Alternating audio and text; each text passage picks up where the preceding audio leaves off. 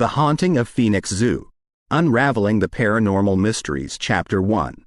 The storm's arrival the day had started like any other at the Phoenix Zoo. Families wandered from exhibit to exhibit, children's laughter echoed through the air, and the animals went about their routines, basking in the Arizona sun. But as afternoon turned to evening, a palpable tension began to build in the atmosphere. The sky, once a clear azure, darkened ominously, casting an eerie gloom over the sprawling grounds of the zoo. Lila, a seasoned zookeeper, was the first to notice the change. As she fed the giraffes in the African Savannah exhibit, she felt the hair on the back of her neck stand on end. A static charge filled the air, making every sensation sharper, every sound more pronounced. She looked up and saw the once clear sky now filled with swirling dark clouds. They moved unnaturally fast, converging directly above the zoo. Visitors, sensing the impending storm, began to gather their belongings. Parents hurriedly pushed strollers, trying to find shelter, while others pulled out their phones, capturing the surreal sky. The animals, too, sensed the change. The lions, usually so regal and indifferent, paced restlessly. Birds in the aviary fluttered nervously, their cacophonous calls filling the air. At the Reptile House, Clarence, the resident python, became unusually animated. His large, coiled body pressed against the glass of his enclosure, his tongue flicking out rapidly, tasting the charged air. Nearby, a group of schoolchildren on a field trip pressed their faces to the glass, their eyes wide with a mix of fear and fascination. "Look at his eyes," one child exclaimed, pointing at Clarence's unusually vibrant, almost glowing, yellow eyes. As the first bolt of lightning streaked across the sky, a collective gasp went up from the crowd. It was unlike any lightning they had ever seen.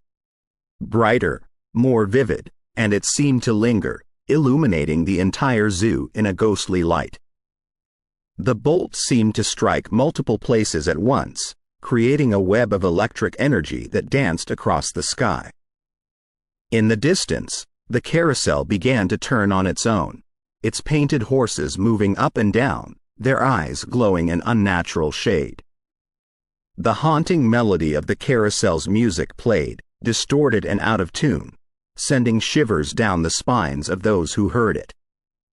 Lila, sensing the urgency of the situation, radioed the other zookeepers. "We need to get everyone to safety," she said, her voice barely audible over the rising wind. "This isn't a normal storm." As the wind picked up, debris flew through the air, and the once orderly paths of the zoo became chaotic.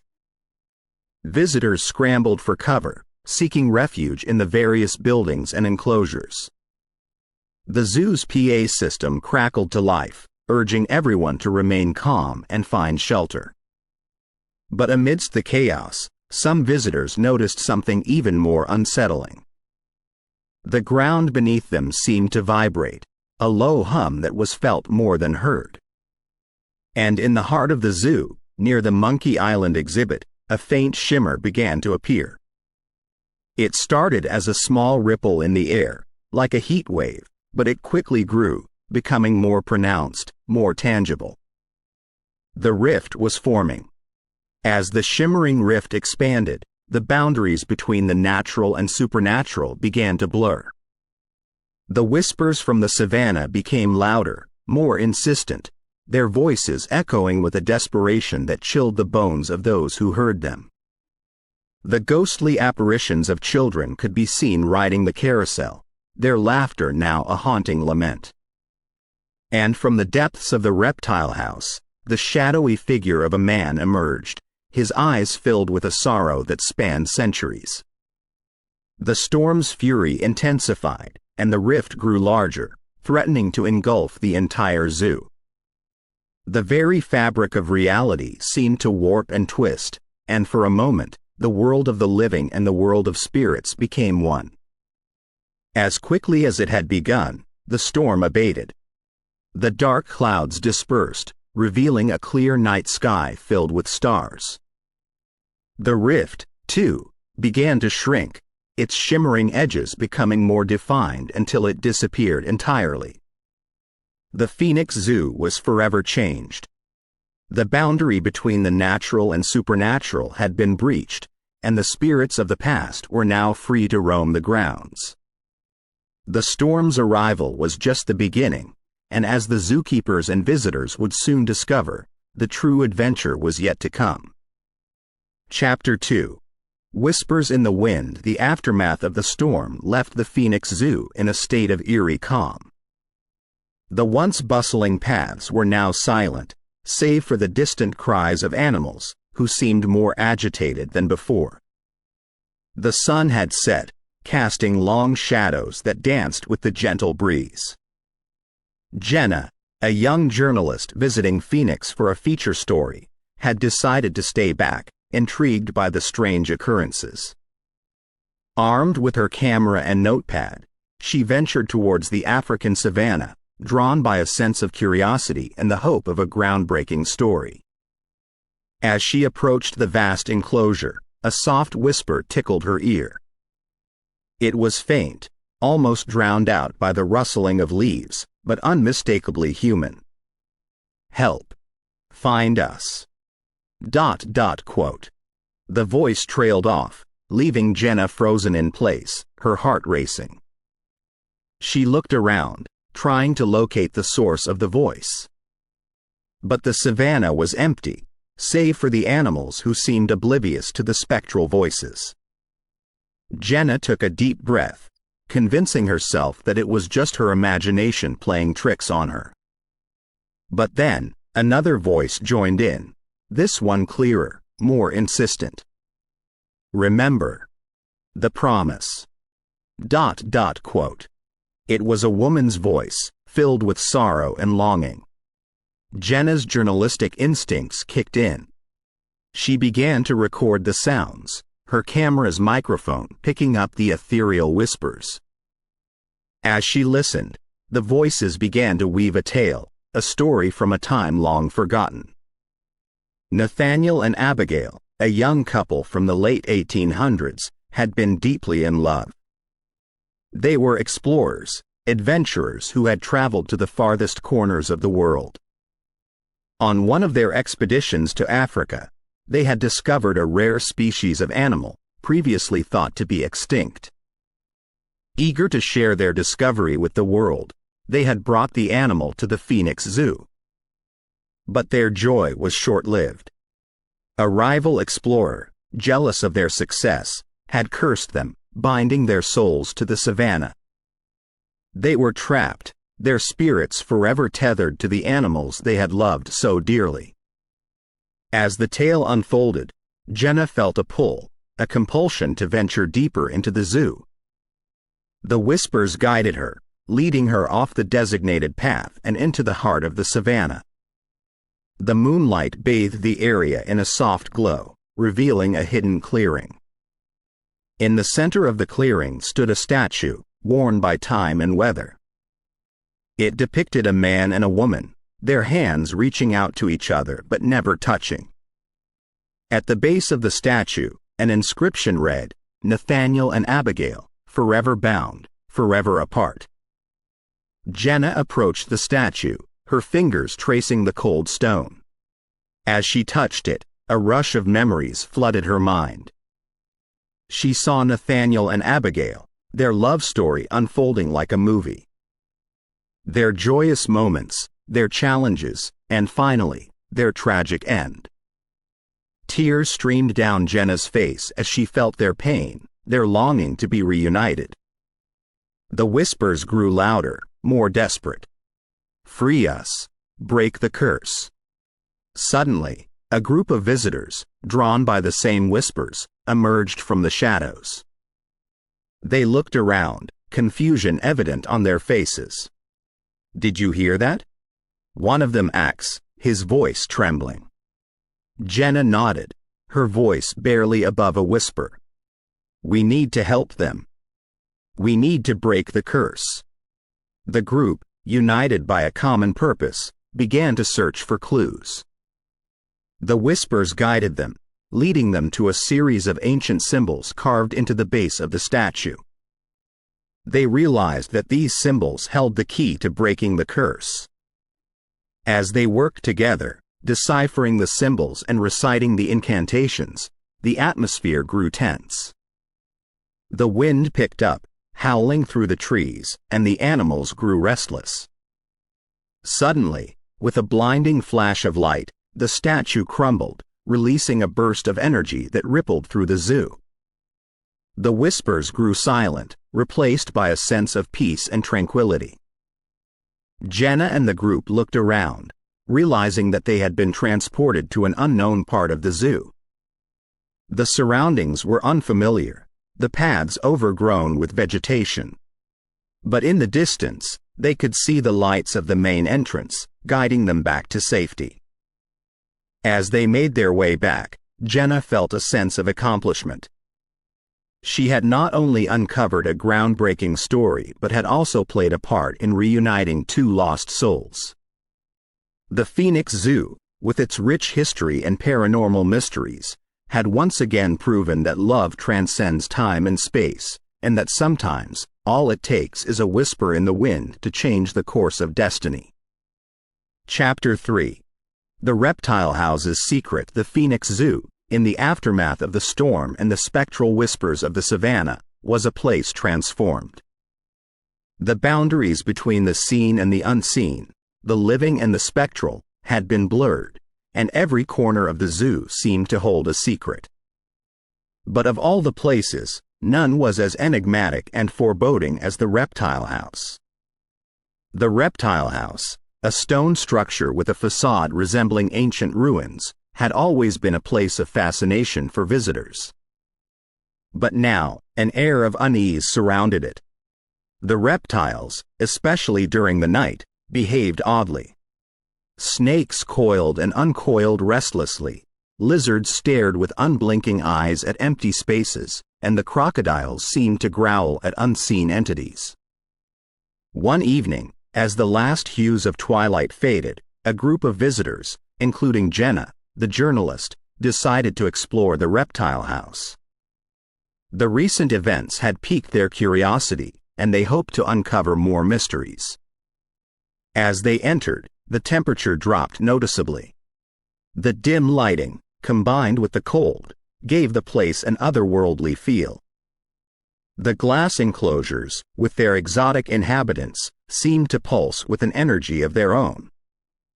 Jenna, always observant, noticed one enclosure that stood out. It was larger than the others and was home to Clarence, the massive python. Clarence was coiled in a corner, but his eyes, glowing an unnatural shade of yellow, followed the visitors. Suddenly, a cold gust of wind blew through the Reptile House, extinguishing the lights. The visitors gasped, their eyes struggling to adjust to the darkness.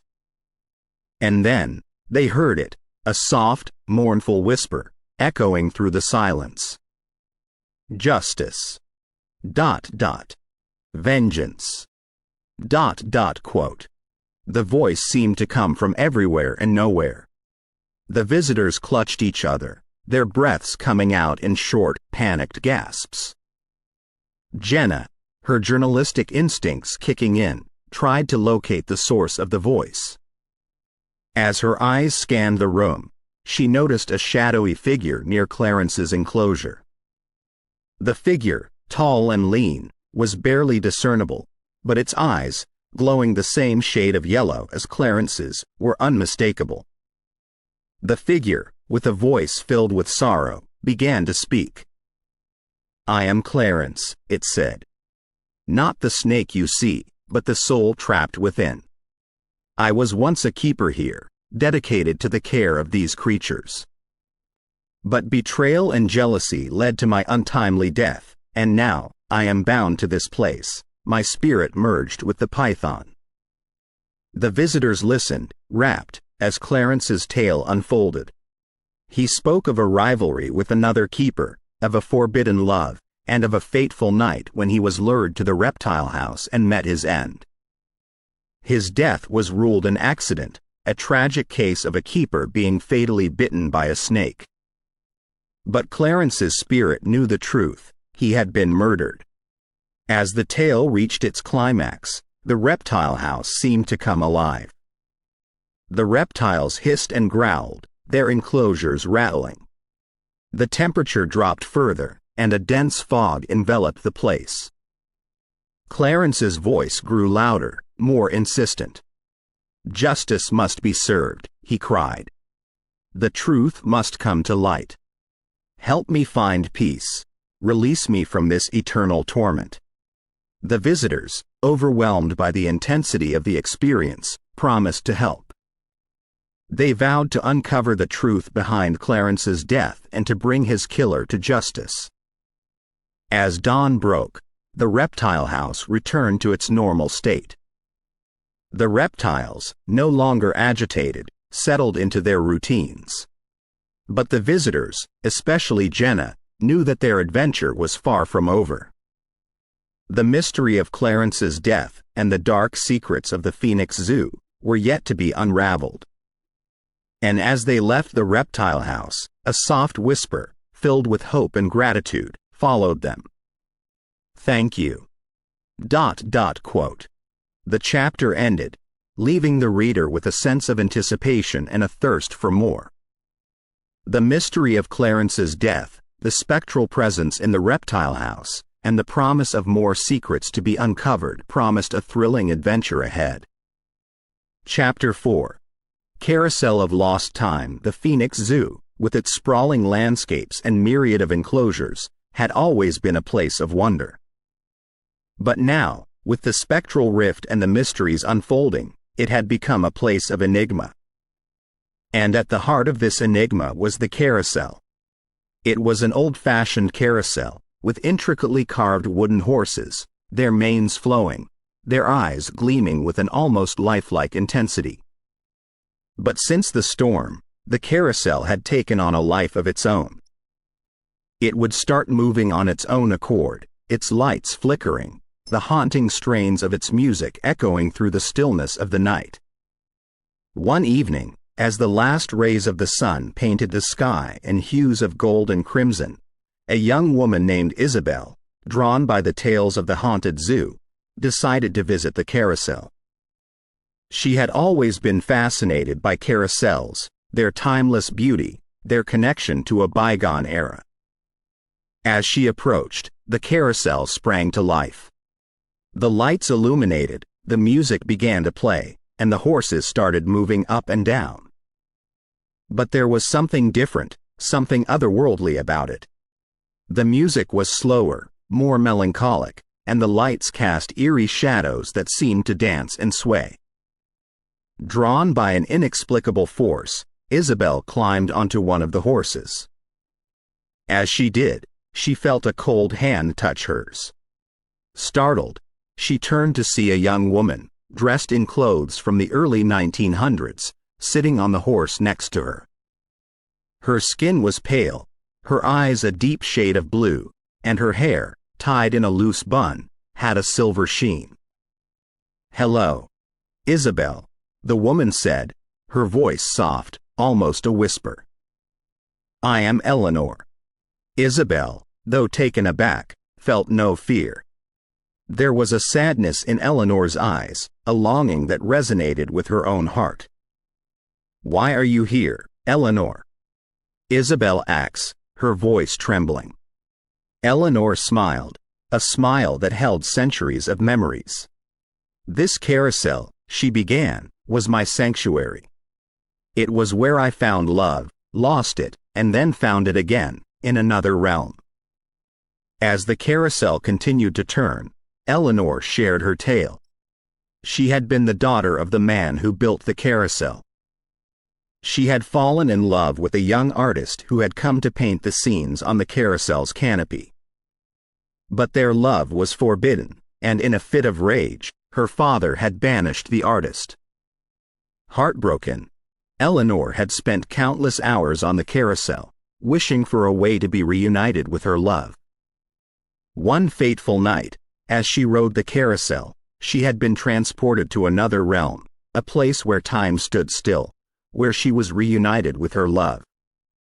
But there was a price to pay. She was bound to the carousel, her spirit forever tethered to it. She could interact with the living, but only for a brief moment, leading to a time anomaly. As Eleanor's tale unfolded, Isabel felt the world around her shift. The night turned to day. The sounds of the zoo faded, replaced by the hustle and bustle of a busy street. She found herself in a different era, the early 1900s, with horse-drawn carriages, men in top hats, and women in long flowing dresses. She saw Eleanor, young and vibrant, laughing with the artist, their love evident for all to see. She saw the confrontation with Eleanor's father, the heartbreak, and the fateful ride on the carousel. And then, as suddenly as it had started, the vision ended. Isabel was back in the present, the carousel coming to a stop. Eleanor, her spectral form fading, whispered, "Help me, Isabel. Free me from this eternal loop." Isabel, tears streaming down her face, nodded. "I will, Eleanor. I promise." As she left the carousel, the weight of Eleanor's tale heavy on her heart, she knew that her visit to the Phoenix Zoo was just the beginning. The carousel of lost time held the key to many mysteries, and Isabel was determined to unravel them. The chapter ended, leaving the reader with a sense of wonder and anticipation. The tale of Eleanor, the carousel, and the other realm promised more adventures, more mysteries to be solved. The Phoenix Zoo, with its haunted enclosures and spectral inhabitants, had become a place where the boundaries between the past, present, and future blurred, where every turn held a new surprise. Chapter 5. Monkey Island's Curse. The Phoenix Zoo, with its myriad of mysteries and spectral tales, had become a focal point for paranormal enthusiasts and thrill-seekers.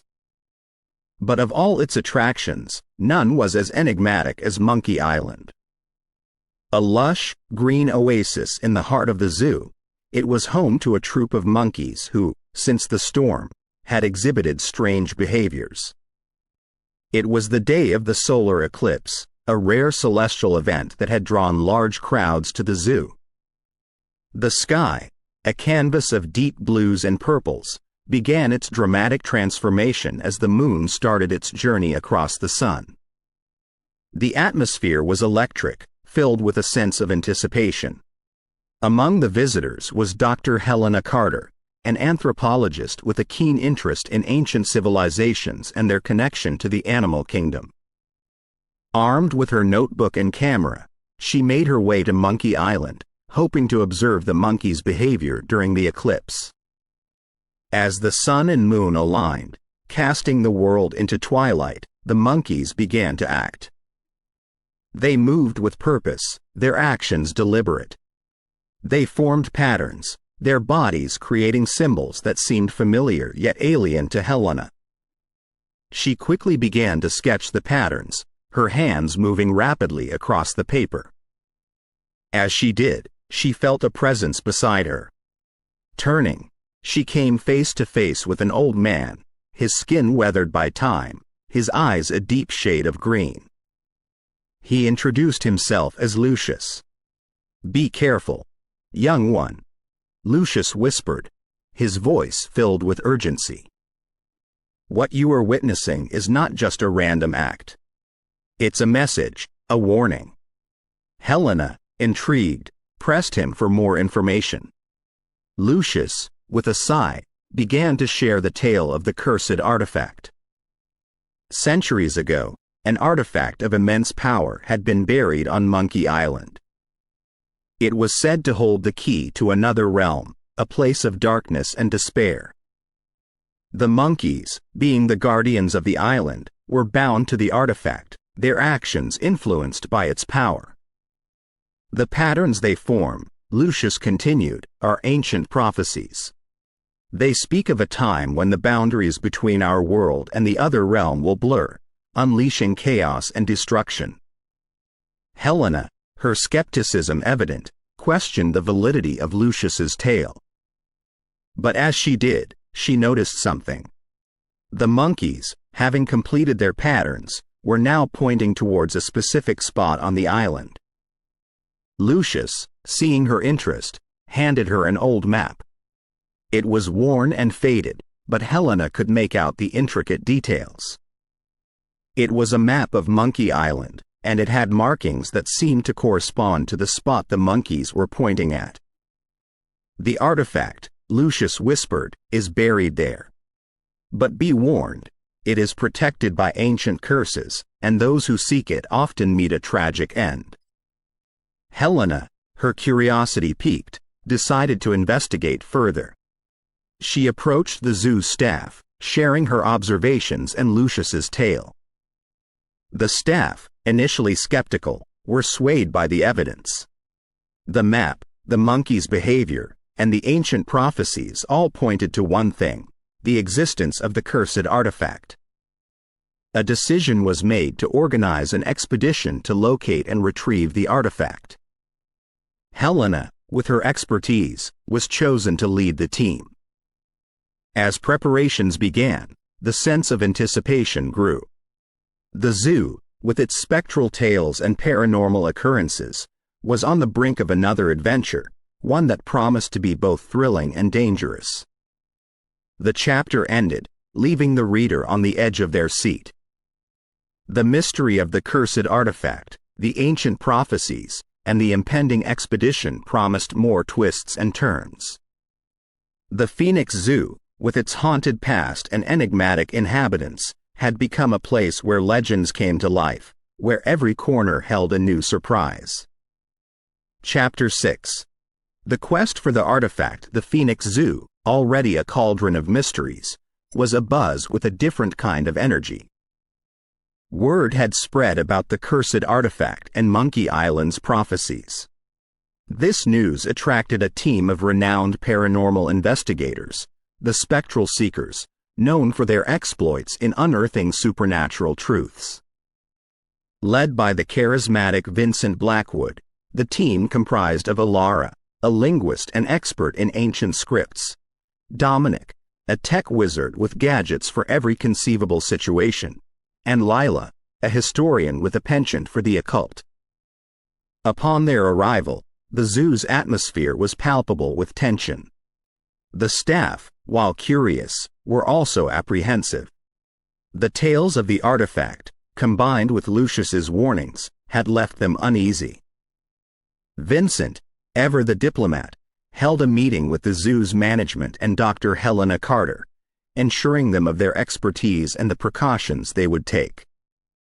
With the formalities out of the way, the Spectral Seekers set up their base near Monkey Island. Alara, having studied Helena's sketches, began deciphering the patterns formed by the monkeys. Hours turned into days, with Alara immersed in ancient texts and scripts.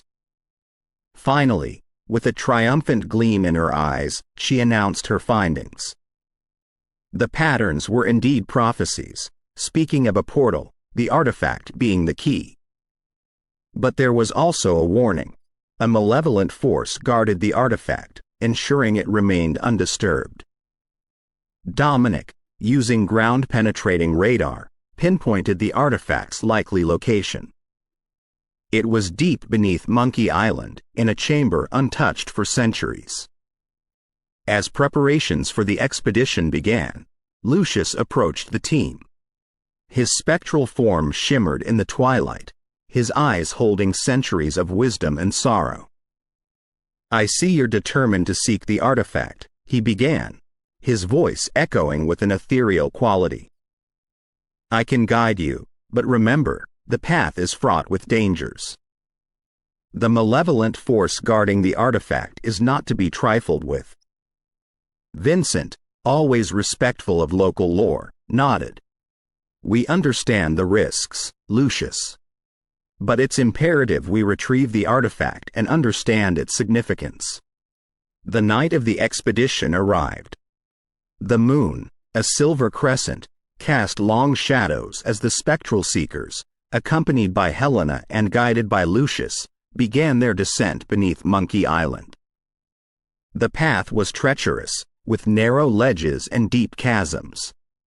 But with Lucius's guidance, they navigated the dangers, reaching the chamber where the artifact was believed to be. The chamber, illuminated by Vincent's torch, revealed its treasures. Murals depicting ancient rituals, scripts unknown to man, and at the center, on a stone pedestal, lay the artifact. It was a crystal, its facets reflecting the torchlight, casting a kaleidoscope of colors. As Alara approached the artifact, the chamber began to resonate with an energy. The murals seemed to come alive, the scripts glowing with a golden hue. But it was the malevolent force Lucius had warned about that made its presence felt. A shadow, darker than the surroundings, began to form, its shape ever-changing, its intent clear, to protect the artifact. Vincent, ever the leader, stepped forward, his voice firm. "We mean no harm. We seek knowledge and understanding." The shadow, its form now more defined, seemed to consider Vincent's words. It then spoke, its voice a whisper, yet echoing through the chamber. "Many have come before you, seeking the artifact for power, for greed. What makes you different?" Vincent, his gaze unwavering, replied, "We seek to understand, to protect. The world above is changing, and we believe the artifact holds the key to ensuring balance." The shadow, after what seemed like an eternity, receded, allowing Alara to approach the artifact. As she touched it, visions filled her mind, of realms unknown, of forces beyond comprehension, and of a balance that needed to be maintained. With the artifact in their possession, the spectral seekers made their way back to the surface. The zoo, with its mysteries and legends, had once again proven that there's more to this world than meets the eye. The chapter ended, leaving the reader yearning for more. The quest for the artifact, the dangers faced, and the revelations promised more adventures, more twists and turns. The Phoenix Zoo, with its rich tapestry of tales, had become a place where legends were born, where every corner held a story waiting to be told. Chapter 7. The rift widens. The Phoenix Zoo, once a haven for families and wildlife enthusiasts, had transformed into a nexus of supernatural occurrences. The retrieval of the artifact had not quelled the paranormal activities as the spectral seekers had hoped. Instead, it seemed to have intensified them. The sun had barely risen when reports started pouring in. Animals behaving erratically, shadows darting in and out of enclosures, and an eerie fog that seemed to envelop the entire zoo. But the most disconcerting of all were the time loops.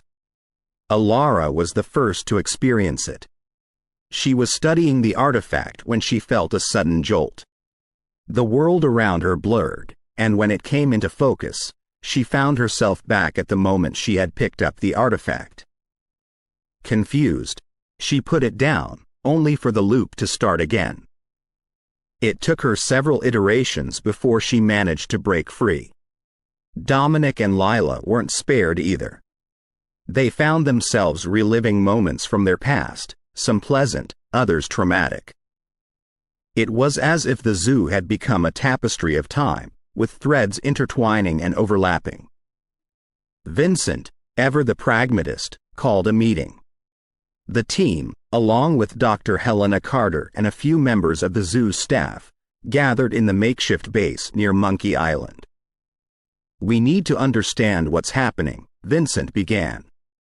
"The artifact was supposed to be the key, but it seems to have opened a Pandora's box." Helena, her face pale, shared her findings. "The zoo," she began, "was built on land that was considered sacred by indigenous tribes. They believed it was a place where the veil between our world and the spirit realm was thin. Over the years, as the zoo expanded, this balance was disturbed. Lucius, who had become a constant presence since the retrieval of the artifact, added, "The spirits that reside here are not malevolent. They are simply lost, trying to find their way. The artifact, with its immense power, has widened the rift, allowing more spirits to cross over." The implications were clear. The zoo was now a hotspot for paranormal activities, and if the rift wasn't sealed, the consequences could be catastrophic. The team, with Lucius's guidance, decided to delve deeper into the zoo's history. They discovered old records, journals, and even photographs that hinted at the zoo's connection to the spirit realm. One journal, in particular, caught their attention. It belonged to the zoo's founder, Sir Reginald Hawthorne. In it, he spoke of his encounters with the spirits, of rituals he performed to appease them, and of a prophecy that spoke of a time when the rift would widen, threatening to engulf both realms. Vincent, his face grim, read out the prophecy. "When the sky darkens, and the land trembles, the rift shall widen. Only by restoring the balance, by returning what was taken, can the realms be saved." The team, realizing the gravity of the situation, decided to act. They needed to find a way to restore the balance, to seal the rift, and to ensure the safety of both the living and the spirits. As the chapter ended, the stakes were higher than ever. The Phoenix Zoo, with its rich history and its connection to the spirit realm, had become ground zero for a battle that would determine the fate of both realms. The Spectral Seekers, with their expertise and determination, were the last line of defense, and they were ready for whatever challenges lay ahead. Chapter 8. The final night. The Phoenix Zoo, once a beacon of joy and wonder, now stood shrouded in an eerie stillness.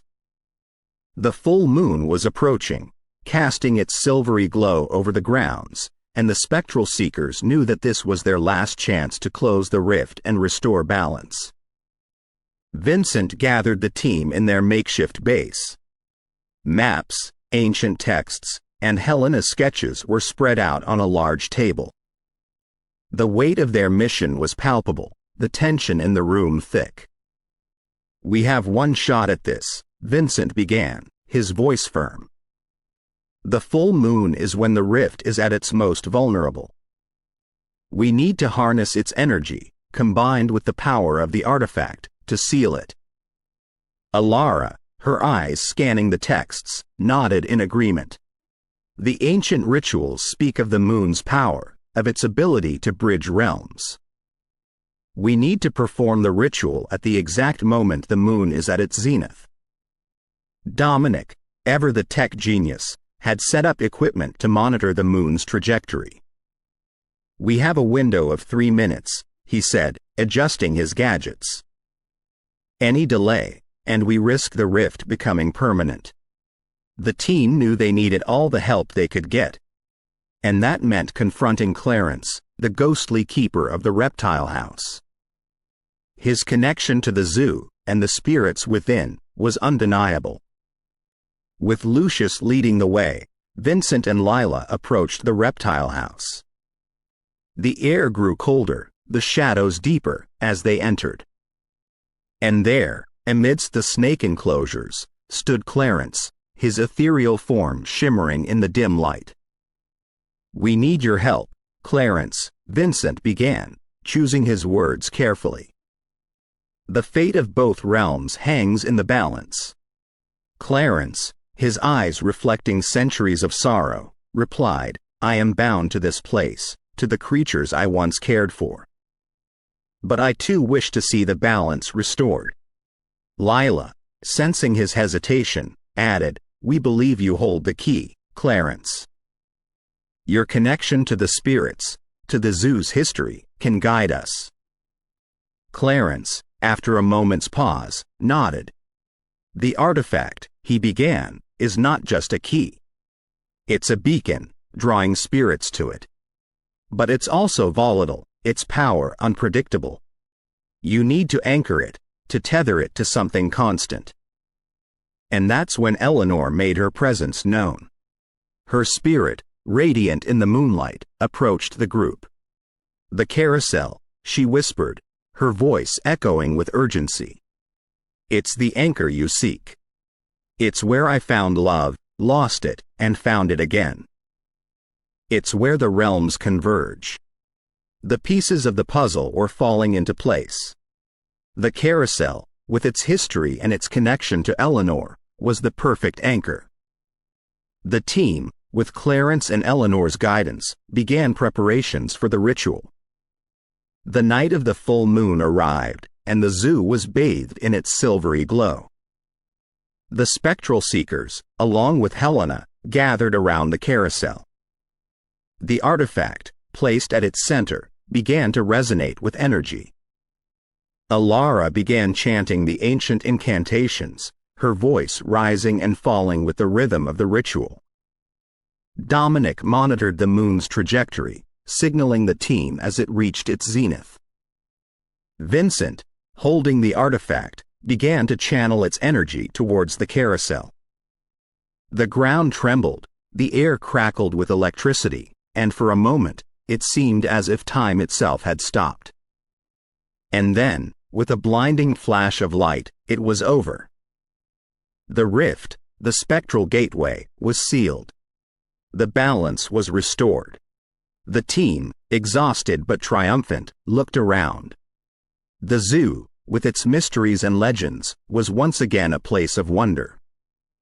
The spirits, including Clarence and Eleanor, were at peace, their stories forever etched in the annals of the Phoenix Zoo.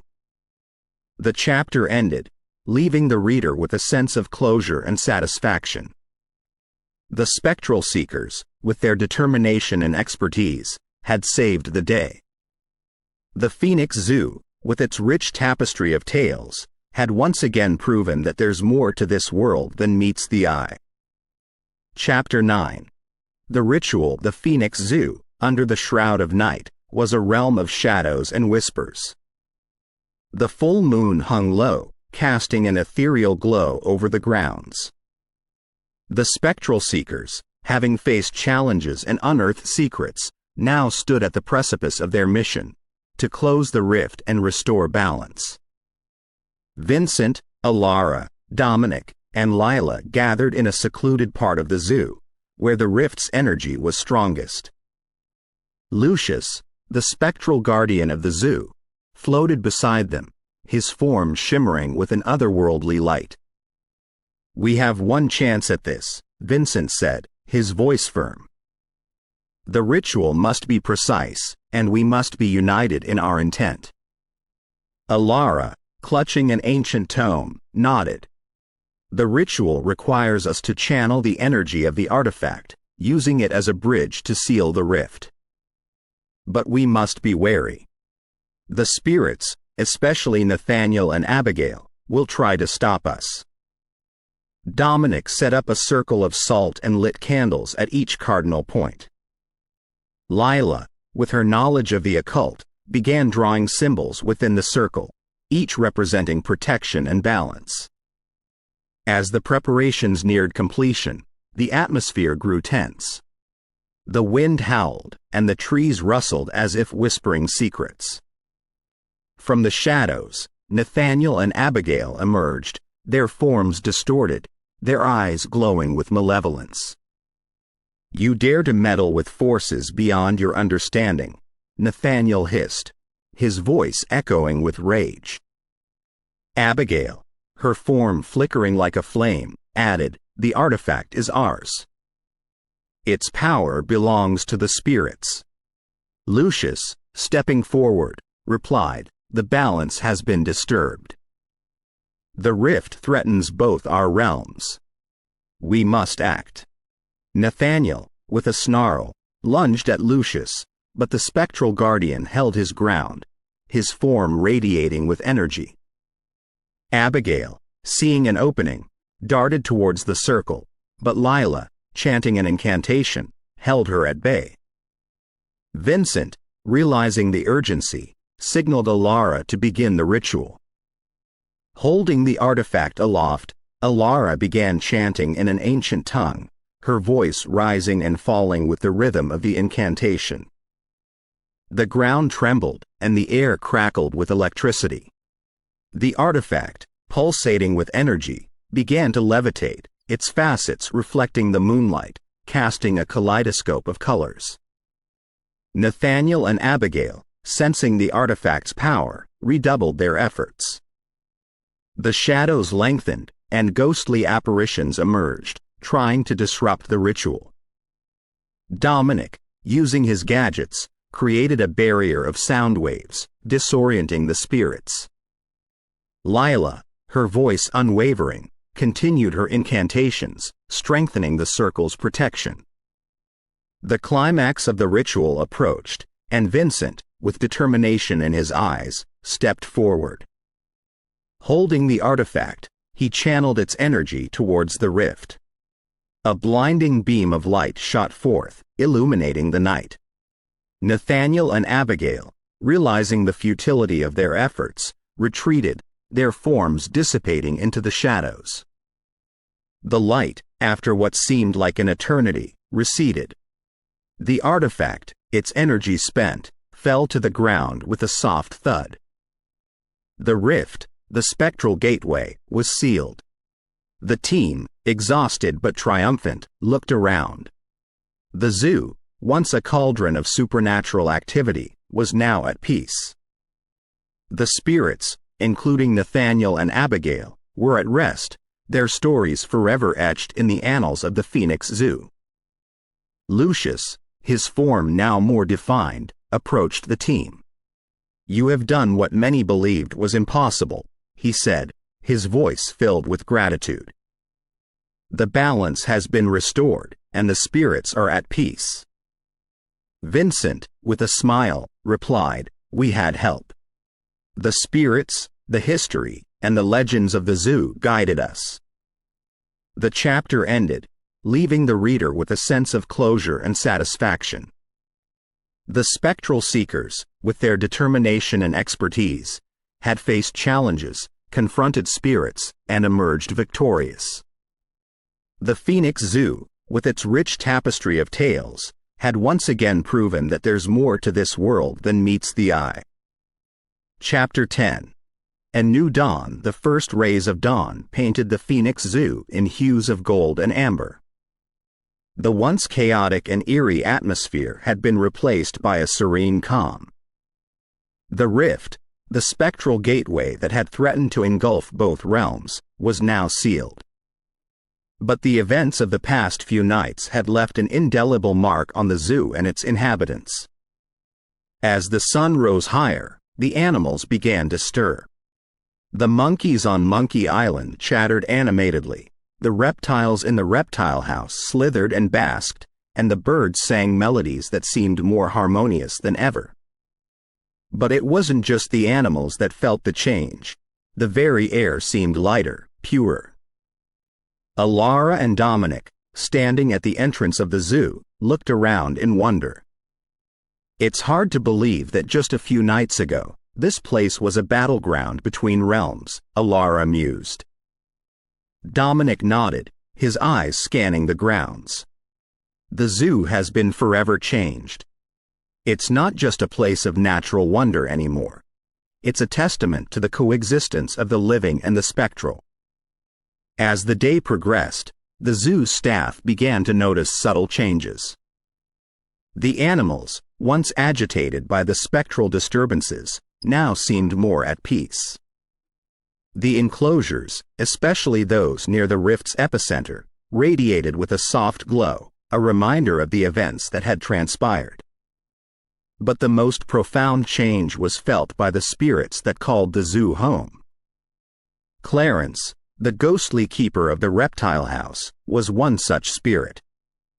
For years, he had roamed the zoo, bound by the mystery of his death. But now, with the rift sealed and balance restored, the truth was finally revealed. In a secluded corner of the Reptile House, Clarence came face to face with his past. A spectral apparition, resembling a younger version of himself, emerged. The apparition, with tears in its eyes, spoke, "I'm sorry, Clarence. It was an accident. I never meant to harm you." Clarence, his eyes widening in recognition, replied, "Henry? Is that you?" The apparition, Henry, nodded. "I was your assistant, remember? That fateful night, when you were bitten by the snake, I was supposed to administer the antidote. But in my panic, I gave you the wrong vial." Clarence, his heart heavy with realization, said, "I never blamed you, Henry. I knew it was an accident. But I was trapped, unable to move on." Henry, with a sad smile, replied, "The rift, with its chaotic energy, bound us to the zoo. But now, with its closure, we can find peace." The two spirits, united in their shared history, faded away, leaving behind a legacy of love, forgiveness, and redemption. As the days turned into weeks, the Phoenix Zoo became a place of historical and paranormal significance. Tourists and paranormal enthusiasts flocked to the zoo, eager to experience its wonders and mysteries.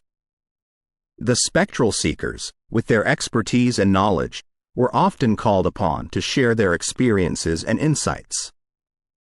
Vincent, standing at the zoo's entrance, looked around with pride. The zoo is a testament to the coexistence of the natural and the supernatural. It's a place where history, legends, and spirits come together. Lila, joining him, added, "It's a reminder that there's more to this world than meets the eye. That even in the face of challenges, with determination and unity, we can overcome anything." The chapter ended, leaving the reader with a sense of wonder and awe. The Phoenix Zoo, with its rich tapestry of tales, had emerged as a beacon of hope, a place where the living and the spectral coexisted in harmony. The spectral seekers, with their courage and expertise, had not only saved the day but had also ensured that the zoo's legacy would live on for generations to come. We hope you have enjoyed our storytelling offering tonight. Please be sure to subscribe and turn on notifications to be alerted of future weekly additions to our collections. Paranormal Untold Stories.